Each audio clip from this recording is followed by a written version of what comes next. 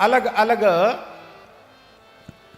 धाराओं से पूजन की बात कही गई। कैसे कैसे पूजन करना चाहिए।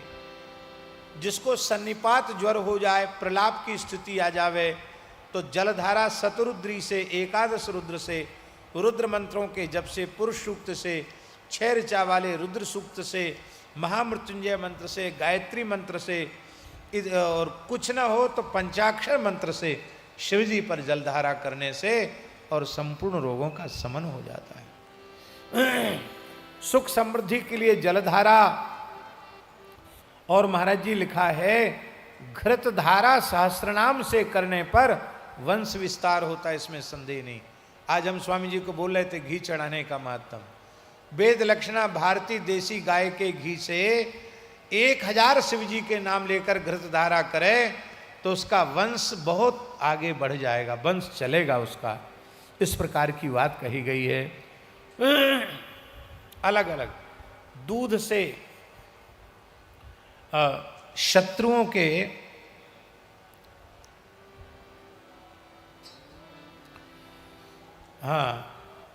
बुद्धि किसी की मंद है, जड़ है, याद नहीं होता है, तो उस व्यक्ति को शर्करा मिश्रित देसी गाय के दूध से शंकर जी का अभिषेक करने पर उसकी बुद्धि बहुत तीव्र हो जाती, धारणा शक्ति हो जाती है।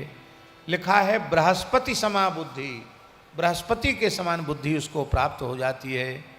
और उच्चाटन करने की भी विधि लिखी है, वो उच्चाटन आप लोग काय को करेंगे उसकी भी विधि लिखी है कि किसी ने उच्चाटन कर दिया हो तो दूध की धारा चढ़ाने से भी उच्चाटन नष्ट हो जाता है।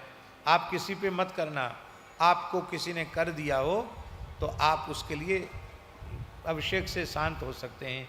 शत्रुओं के नाश के लिए सरसों के तेल की धारा से अभिषेक करना चाहिए।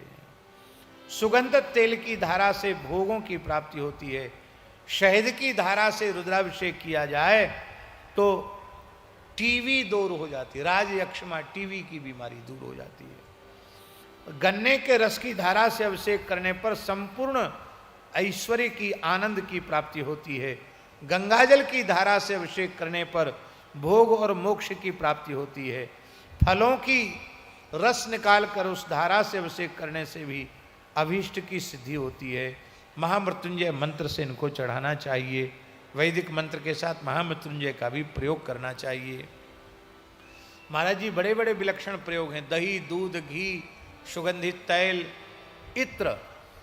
हमारे पूज्य रमण रेती वाले महाराज जी तो कई बार रुद्राभिषेक इत्र से ही करते हैं। 8-8, 10-10 लाख का इत्र चढ़ जाता भगवान शिव को एक बार। बहुत बहुत बढ़िया वाला इत्र। अब फिर हमको भी प्रसाद रूप में मिल जाता और लोगों को मिल जाता, बोल ले उस शिव जी का प्रसाद है।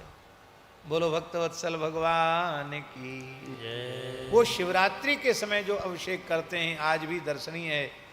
आज इस वृद्धावस्था में भी शाम को लगभग 7 बजे महाराज बैठ जाते हैं और सवेरे 8-9 बजे तक एक आसन से बैठे रहते रुद्राभिषेक में। आज भी ऐसी अद्भुत उनकी शिव भक्ति है। श्री सीताराम प्रतिदिन सत्संग एवं दर्शन के लिए श्री महाराज जी के ऑफिशियल चैनल को जरूर सब्सक्राइब करें।